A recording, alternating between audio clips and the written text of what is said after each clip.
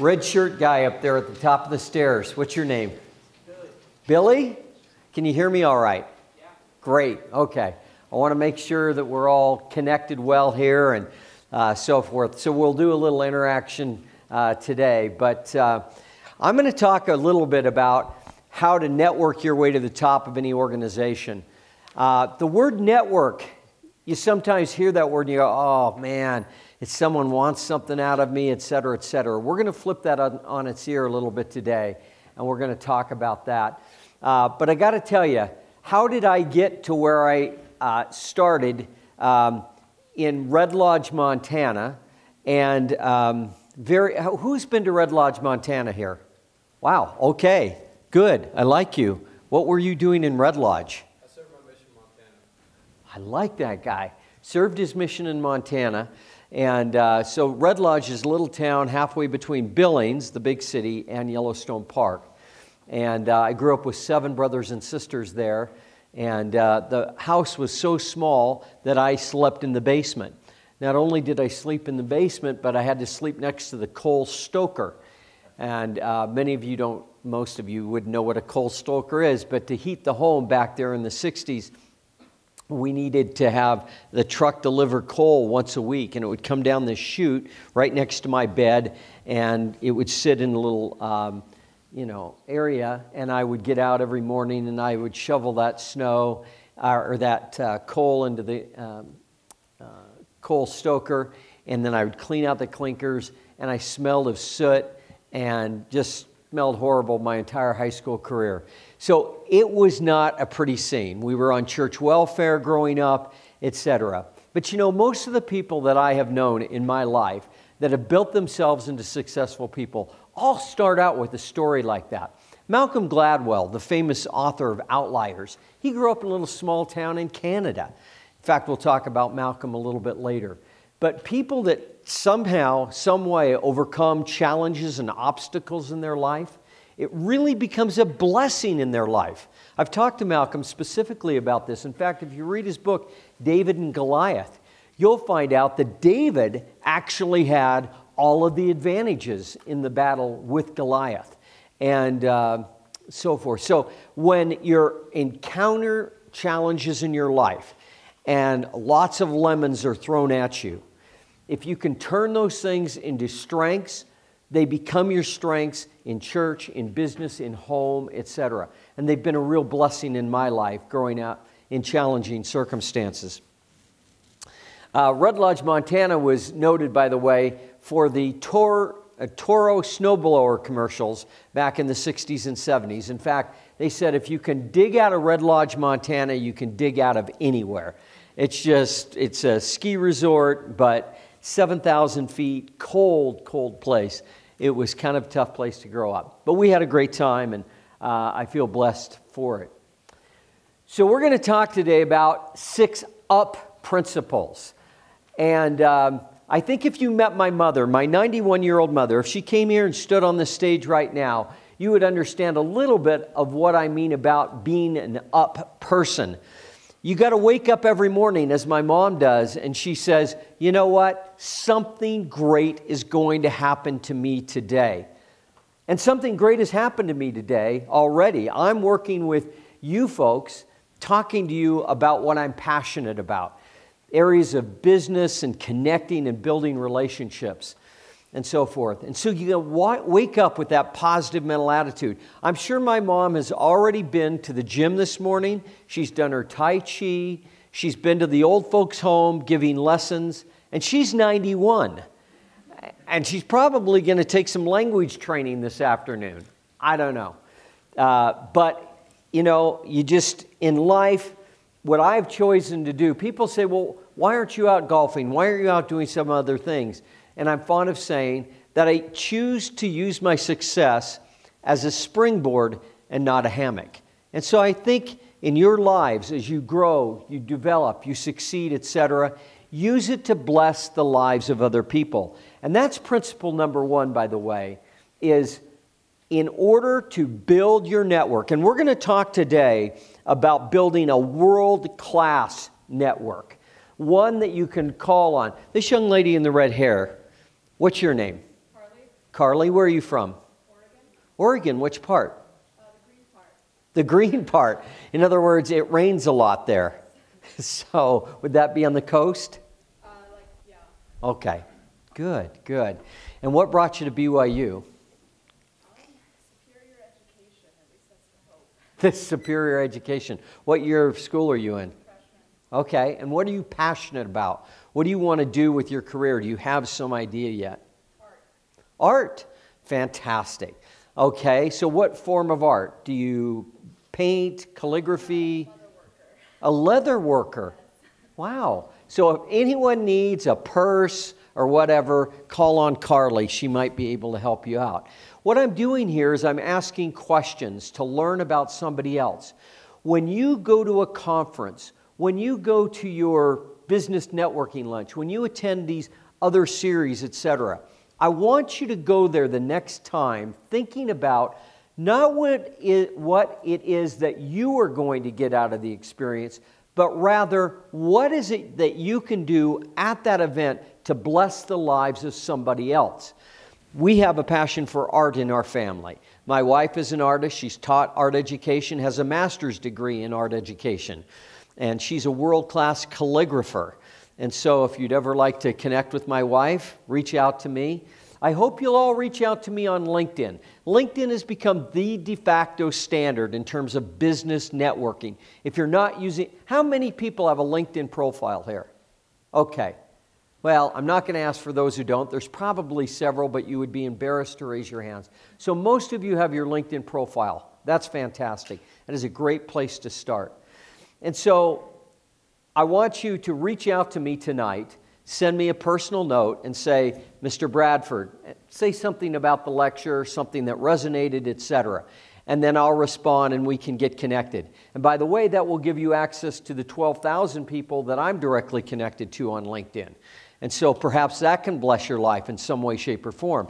Carly, for example, if you wanted to connect to someone in the leather world, I'm sure there's someone somewhere in that database, if you know how to search it, that is into the leather world. And so, you know, you'd reach out and say, hey, David, I'm looking for a connection to XYZ. And so go to your next event thinking not what it's going to do for you, but what you can do to bless the lives of other people. So that's principle number one, is to start up your network with giving with no thought of getting. Just a quick story on that. Some years ago, I was working with David Checketts. David is a well-known LDS guy from the East Coast, actually grew up in Utah, but he became president of the Utah Jazz. He went on to become president of Madison Square Garden and the New York Knicks. And today, he's president of the Legends. And the Legends is a joint venture between the New York Yankees and the Dallas Cowboys. They supply all of the food services to the arenas for the New York Yankees and the Dallas Cowboys. It's kind of an amazing company, what Dave has built. But I was working with Dave about 4 years ago in terms of creating a sports fund where we were going to raise $250 million to get people to invest in sports franchises around the globe. So you want to invest in a cricket team in India, if you want to invest in a soccer team in the UK, Manchester United, you would go through the Checketts Fund and you'd have access to these world-class sporting organizations. That was the structure that Dave and I had built. It was Dave driving it clearly, but I came aboard as an advisor to what he was doing. And so we were working closely together on that. When I got a call, now you heard Dr. Little talk about my career at Novell. I was there 15 years. About midway through, we bought a company called WordPerfect Corporation, based over here in Orem, Utah. And we merged the companies together, and we had about 8,000 employees after that time. And I remember one of them was a sales rep that I met at some conference or some business deal, etc. And he'd sent me an email after that and followed up, and we stayed in touch over time. So that was, 94 or so, and so this is probably now 2006, 2007, something like that. And his name was Todd. And Todd reached out to me and he said, Dave, I got laid off my last job. The company's shutting its doors. As you know, I've been in IT sales for a number of years. Can I take you to lunch and pick your brain on maybe someone here in the state of Utah that might have a need for my services? And I'm thinking about it, and I go, oh man, I got 10,000 things I got to do with this check. It's fun. I'm, busy, busy, busy. But you know what? I've been in tough circumstances before. When I got out of law school, I did not have a job.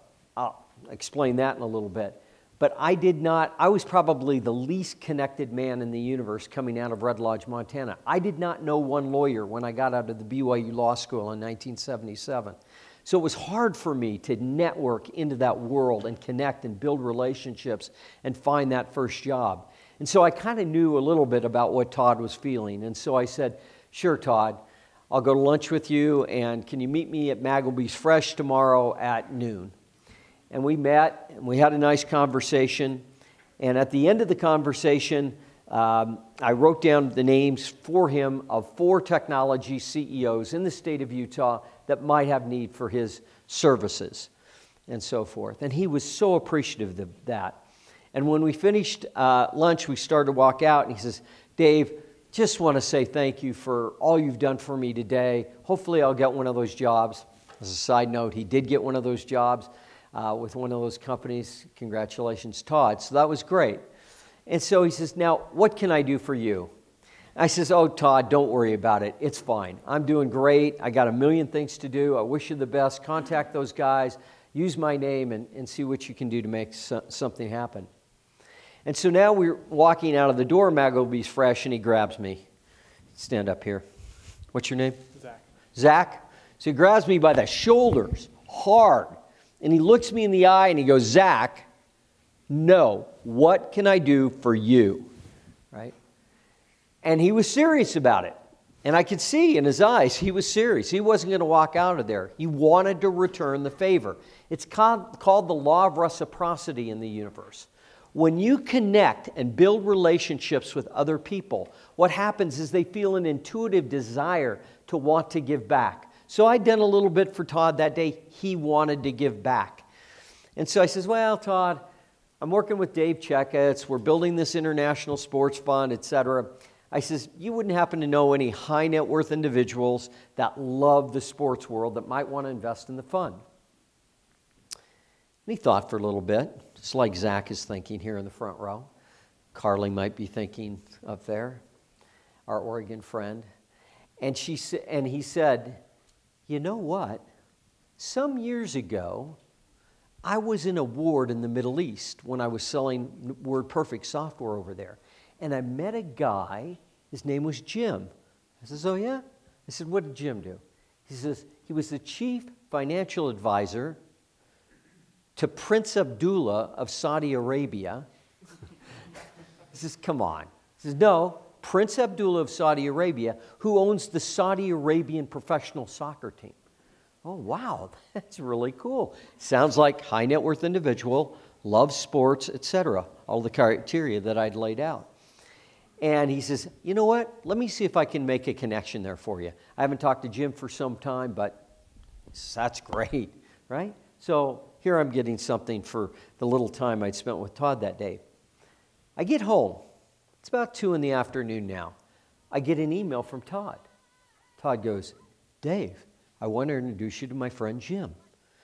I called him up this afternoon, told him about what you're doing, and he's interested. And he'd love to advise the prince on what you're building.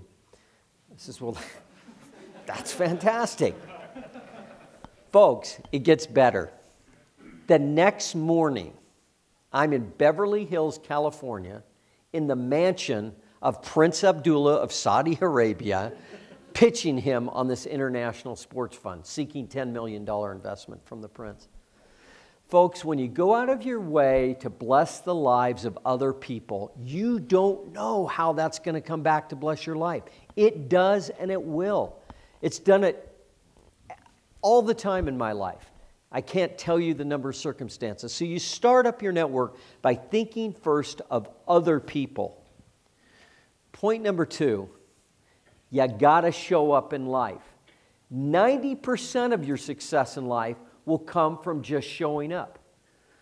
So the year's 1985. My father had just passed away. And I was driving down Interstate 15, and my wife and I were living in Southern California at the time. And we had a good lifestyle, things were going well. I'd been in the tech industry for about 5 years at that time, in the law relating to computers and technology and so forth, and I was developing a bit of an expertise in law and technology. But I'd come up to Utah to settle some things connected to my father's estate, and I was driving down Interstate 15, and as I was doing it, I was just kind of looking around as you do as you're driving along. I saw a sign off the side of the freeway, and it said Novell, Novell. Now, because I'd been in the tech world for a period of time, I knew of Novell and knew it was kind of this hot emerging networking software company. But I thought they were based in the Silicon Valley. And so I saw the sign off the side of the freeway, and I thought, you know what? Maybe I'll go see what's going on in there. So I get to Center Street in Orem. I get off. I go around, go back to 8th North in Orem. How many folks know where the Boy Scouts of America office is off of 8th North in Orem? Okay, 6, 7, 8, 10 of you. Well, that was the Novell building, right, in 1985. And so I walked into the building, and it's a circular kind of rotunda area. It's kind of a big entry area. And so I walked in there and walked up to the receptionist, and she says, "Who are you here to see?" And I says, "Well, I'm here to see the president of the company." And she said, "Well, I'm not sure if Mr. Norda is in. He travels a lot, but let me see if he's around. Would you mind having a seat?" And I said, "Sure, I'll have a seat." So I sat down in the lobby. And so I waited for a few minutes, etc. And as I'm looking around the lobby, I look up and I see a job board. And I walk over to the job board, and it says shipping and receiving clerk, marketing specialist, sales rep, software programmer, corporate legal counsel. I mean, it had my name essentially written on the job description. You know, 8 years out of school, law degree, tech background, etc. There were not many lawyers in America that had that background that day, at that time in 1985 that I had. I showed up. I didn't have an appointment. Mr. Norda came out. He says, "Well, yes." And I introduced myself, and he says, "And what do you do?" And I told him a little bit about my background. And he says, "I'd love to talk to you about that job opportunity that I saw on the board over there for corporate legal counsel." He says, "Well, come on back and we'll discuss it." 2 weeks later, we moved to Utah, and I became general counsel of Novell. $70 million in revenue. We grew it to over $2 billion. We had 200 employees, grew it to over 8,000 employees over the next 15 years. It was an absolutely fantastic experience. But if I hadn't shown up that day, if I hadn't listened to the Spirit, if you will, and get off that freeway and go in, sometimes the little things in life will make all of the difference. So you got to show up in life to be successful. The next principle is to follow up. I'm telling you, Carly, this is a lost art. Zach, following up is a lost art. Blue shirt, halfway up, glasses. What's your name? Trevor. Trevor. Love that name. What's your middle name? James. Trevor James. My son is Trevor Adam. He's a great young man, 40 years old now, practicing attorney in Salt Lake City. What do you want to do? What are you passionate about in life? Right now I'm in the information systems program. Okay, great. Is Lynn McKell still teaching in that? I don't know. No, okay, probably not if you don't. Okay, so you want to be kind of IT, et cetera, data scientist, project management, okay. Well, terrific. So I have a few connections in the world of IT, so when you follow up with me tonight, follow up within 24, 48 hours. I was the guy in the fifth row, the blue shirt, in information systems. Here's what I love to do in life. Maybe I can help you out. Bottom line is you got to follow up. You're going to make connections in your classroom today, and you're going to want to stay connected to these people in some way, shape, or form. Because you never know when they can come around and bless your life. But you got to follow up with these folks. So, quick story of follow-up. I met Malcolm Gladwell at a conference maybe 5, 6 years ago. And how many people have heard of Malcolm Gladwell?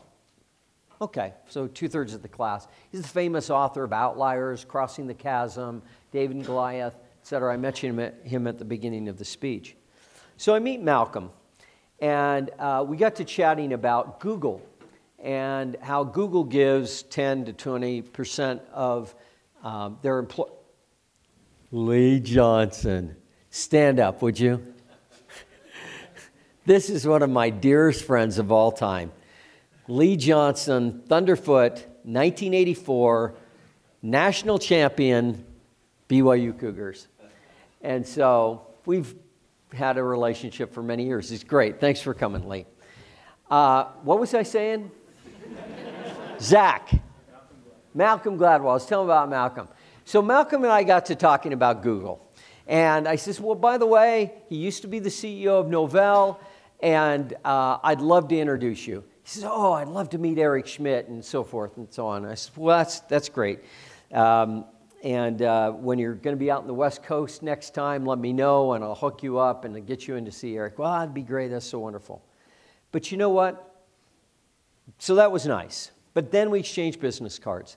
I followed up the next day. Follow up, in 48 hours. You got to, or you won't be memorable. Malcolm would not have remembered me 72 hours after that, but he would remember me 24 hours. So I went out, and when you follow up, do it in a personal way. Here's the story to illustrate it. So here, who in the room here is into track and field? Okay, very good. You look like you're in shape. You a distance runner? I was a sprinter. Sprinter? Give me a distance runner. Yeah, red shirt. What's your name? Cameron, where are you from? Oakland, California. Oakland. So did you run track in high school or? I ran cross country and then now I run ultra marathons. Oh, you run ultra marathons. Wow, like over 100-mile kind of stuff. Not over 100 mile, no. Right. Our chief marketing officer at HireVue is an ultra marathoner, and he ran a 114-mile race the other day, up and down the Florida Keys. Kind of crazy. Anyway, so we love track and field, right? So did you ever run the mile competitively, the mile run? I ran the 2 mile. Ran the 2 mile? Okay. So as you walked around, who would you say was the best miler in your high school? 1 mile. Oh, the best time? The best time. Person. Yeah. Well, I'm looking for a time. They were running around 4:30. Around 4:30. That's pretty darn good. You start running a 4:30 high school mile, you're thinking college scholarship, et cetera, et cetera. Do you know that Malcolm Gladwell, as a 15-year-old kid in Canada, once ran the mile run in 4 minutes and 16 seconds? This world-famous author that we're all enamored by his writings and so forth. I wrote him back. I followed up the next day. I found a picture of Malcolm breaking the tape in the mile run when he broke the Canadian high school record. And I says, I now know why you're a fantastic author. Because you're a person of commitment and a person of dedication. You cannot run a 4-minute, 15-mile in high school without being someone who's absolutely dedicated and a hard worker. And he wrote back the kindest email. Dave, thanks for noticing my career in track and field. My left meniscus is torn these days. I can't get out and run as much as I'd like to, et cetera, et cetera. And so for the last 4 or 5 years, because I followed up and did it in a personal way, I now have this ongoing relationship with Malcolm Gladwell. It's kind of a fun thing, and he's a brilliant guy and so forth. But you got to follow up to be successful in life. The next thing I want you to do in terms of building a world-class network is link up. And I'm going to talk to you a little bit about linking up here, and I want to do a time check here because I know at about 3:50 a lot of people are going to start wandering to their next class. It's 3:33, okay. So give me a 5-minute shout out. So in order to build your network and really make it something effective in your life, when you link up with people, begin to categorize them. Begin to create categories, groups of people that you can then spot, identify, and so forth. So when I want to connect with somebody who is, I need a foursome, for example, to go play golf, I pull up my sports database, or I'll pull up my golfers database, etc. In my book, if you go out online, buy Up Your Game, 6 Timeless Principles for Networking Your Way to the Top, you'll find that I have 90 categories outlined in there in the chapter about linking up. You know, it's venture capitalists, it's iBankers, it's marketing specialists, it's sales reps, etc. I'm looking for a sales rep right now for a company that I'm affiliated with. Boom, I go right to that sales category, I look it up, or I'll send a blast email out. You wouldn't believe the number of terrific responses that I have got over time by categorizing people and sending blasts out.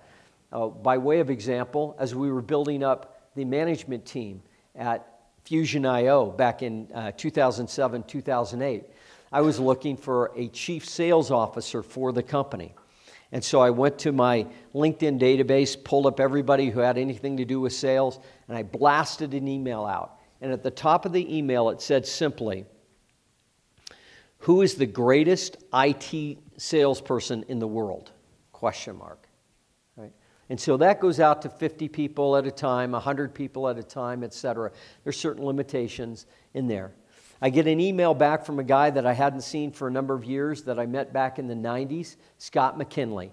And Scott had been a guy that I'd met. He'd been in the venture capital community in the state of Utah. Scott emails me back and says, "Hey, if you can locate a guy named Jim Dawson, he was in my ward in Singapore a number of years ago. I know he's in the world of IT sales and specifically the world of data storage." Fusion.io was a company that made solid-state disk drives, NAND flash technology for corporate data centers. And so I looked up Jim Dawson, found out he was with a company called 3PAR, located him, found out he was in the Silicon Valley, found him on LinkedIn, sent him a message, "Hey, I'm going to be out there such and such a date. We've got this company, Fusion.io, etc. I'd love to take you to lunch, etc." I hired Jim Dawson. He was fantastic. Yes? Just as a side note, I know Jim Dawson very well. He was in my ward. Oh, right. Also, I was wondering, is there a way on LinkedIn to categorize your connections? You know, it's interesting. It's much more difficult on LinkedIn. You can search very effectively in the search bar, and I do it all the time by going to, for example, HR or entering sales. And the first thing it'll do is pull up everybody in your database that has the word sales in their background, their bio, whatever it might be. So Jim's a great guy, isn't he? Yeah. So when I sat down with Jim, he said, "Dave, love what you're doing at Fusion.io, etc." By the way, Lee, you'll appreciate this. So lives in the Bay Area. So he told me about his love for the San Francisco 49ers. And so I said, "Well, I know someone who used to play for the 49ers. In fact, Lee introduced me to Steve Young." And so back 1986. So now it's 20 years later. And so I call Steve up, and I want Jim Dawson because he has the exact background that we need for that company at that point in time. And so I'm in the Bay Area. I meet with Jim. I run over to Steve's house. I get Steve to sign a football. And it says, "Jim, Fusion.io, go for it." The next Monday, that football shows up on his doorstep. His wife opens the box. He's still at 3PAR. He opens the box up. It's this football from Steve Young, and she's a football enthusiast. And when she reads it and sees who signed the thing, she says, "Who is that guy that sent this to you?" So, "Oh, it's this guy I met at Starbucks last week, Dave Bradford. He's running a company called Fusion.io. She says, "Join that company. Don't be an idiot." So Jim joined. And then one of his first requests is, Dave, all I want is to buy a place on a river in Montana because I love to fly fish. And you know what? Here we are 4 years later. Jim Dawson owns a massive ranch on the Madison River in Montana. So it's blessed his life. It's blessed my life. But it was because I organized my network and then know how to go after and connect with people in a meaningful way. And so linking up is a real key. Do it with categories. It'll help you. Did you know in Facebook, all 5,000 of my Facebook friends are in a category? You can create categories within Facebook. And naturally, you can do it in your email database, in Gmail, Yahoo, etc. Up here. Yes, what's your name? Matthew Sheets. Hi, Matthew. There's a feature in Facebook that a lot of business students are not aware of but should be aware of. About a year ago, they introduced what they term as graph search. And if you search, you can do things like my friends, friends of my friends that went to Harvard University, or friends of my friends that work at Microsoft. Nice. Or my friends who live in, anyhow, and you can create very, very powerful searches to quickly find people that are working in specific industries. Would you send me an email with a link to that? Because I'd love to learn a little bit more about that capability. So that's terrific. Thanks for sharing that, Matthew. Where are you from? Provo, Utah. Okay. Did you go to Timpview or Provo? Timpview. Are you going to win the state championship this year? That's a good question. Probably. Yeah. I think they're in the finals or something. I don't know. I'm not. What? They're killing it. They're killing it? They always have a pretty good football team. Okay, but we digress. Thanks for that tip on Facebook and so forth. The next principle you've got to do is to stand up in your life. Folks, I will tell you, you can do everything else that I have said today to Zach, to Carly, to Matthew, to my friend in Oakland. What was your? Cameron, right, etc. You can do all of those other principles. But if you're not a stand-up person in your life, a person that is known for integrity, people are not going to want to connect with you, and they're not going to want to do business with you. One of my favorite stories is John Huntsman Sr. Some years ago, John Huntsman Sr., founder of Huntsman Chemical Corporation, world's largest privately held chemical corporation, $10 billion in revenue. So John, as he was building the company up, he had a division that wasn't doing too well. And so he went out and found a suitor, a buyer, to buy that division. And they bought the division, or they entered into a contract to buy that division from John Huntsman Sr. And it was his son, John Huntsman Jr., who became governor of the state of Utah, just to give you some context. So John Huntsman Sr. Said to these people, they signed a contract and so forth. And the deal was for roughly $50 million to buy this division from Huntsman. And so the deal was signed. Now, between the time you sign a deal and you actually close the transaction, usually takes somewhere between 3 to 6 months, because you need to get regulatory approvals, and then, each side is entitled to do due diligence and study the financial records, et cetera, the intellectual property of the other company. And so as they do that, it takes a period of time, and weeks go by, and sometimes months, and as much as 6 months. So 4, 5, 6 months went by between the time they signed the deal and they were getting ready to close. The remarkable thing is that in that interim period, the division of Huntsman Chemical started to take off like gangbusters. It was doing fantastically well. Now, the lawyers had written in a provision into the contract that if material changes occur between the time of signing and the date of close, that the parties are free to walk away from the transaction. And so they got ready to close, and they went to the meeting, getting ready to close the transaction, and the other side that was buying it for $50 million, knowing it was probably worth more like $200 to $250 million, they're thinking for sure Huntsman is going to walk in and just say, deal's off, got to renegotiate, material changes have occurred. He didn't. He said to the man simply, sign the deal for $50 million, I'm going to close the deal for $50 million. Now that is a person of integrity. Ray Norda, who ran Novell for many, many years, When we would enter into a transaction and when we got ready to close that transaction, he always threw in a little something extra for the other side. Let's say the deal was worth $100 million that we were paying to buy this company. He would always throw in an extra $1 million to the CEO or the executive team just to say thank you, right? Something he didn't have to do. But he became known as a man of integrity, a stand-up individual. And so as you build your network, as you create your network, be a stand-up person in your life. It'll go a long way.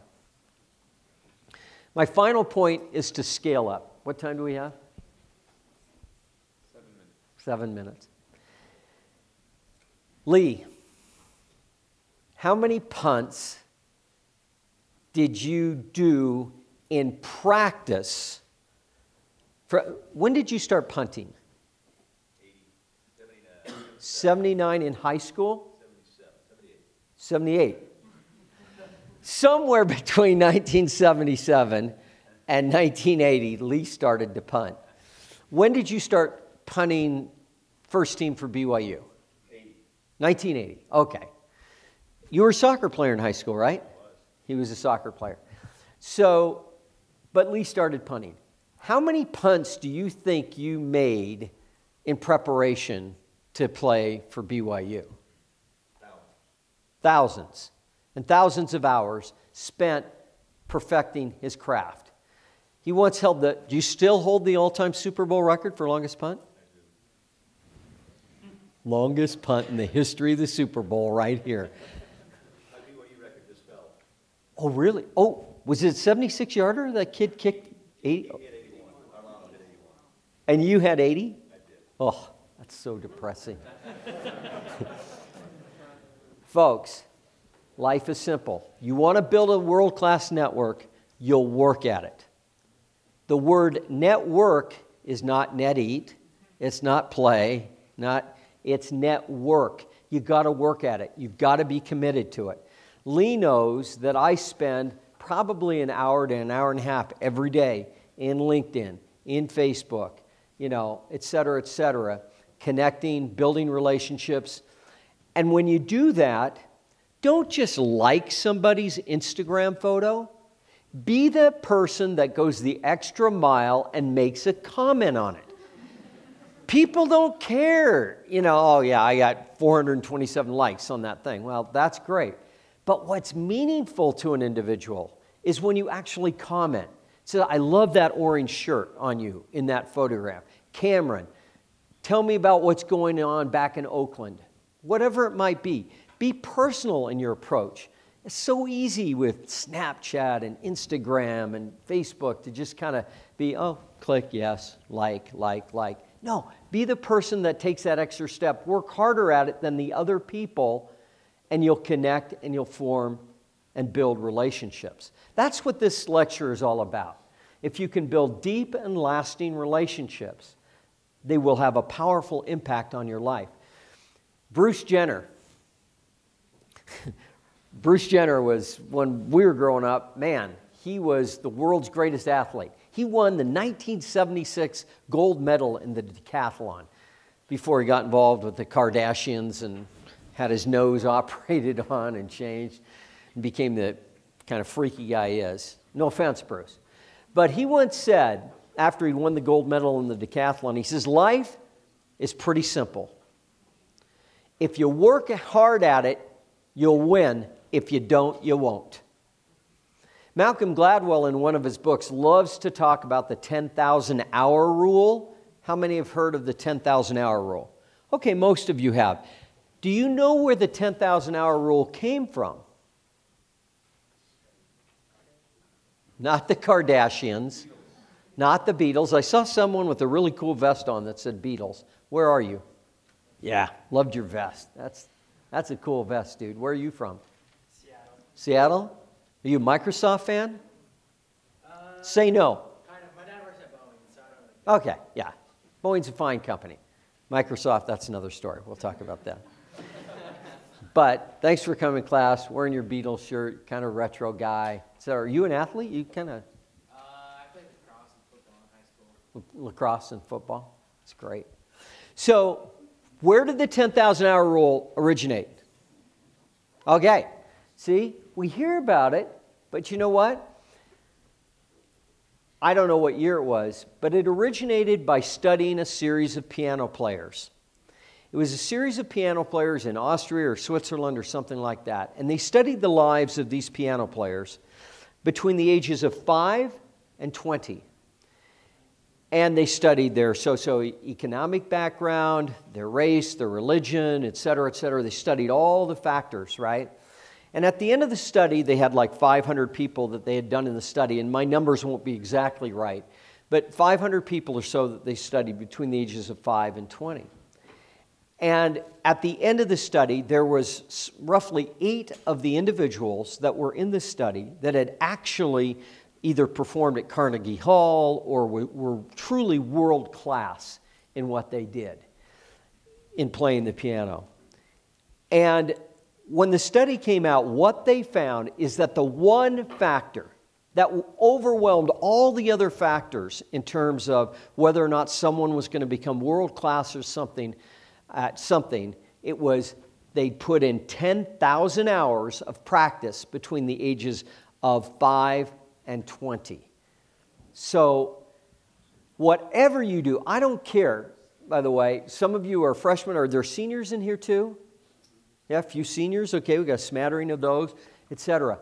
Folks, you got to work hard at whatever thing you're going to go into.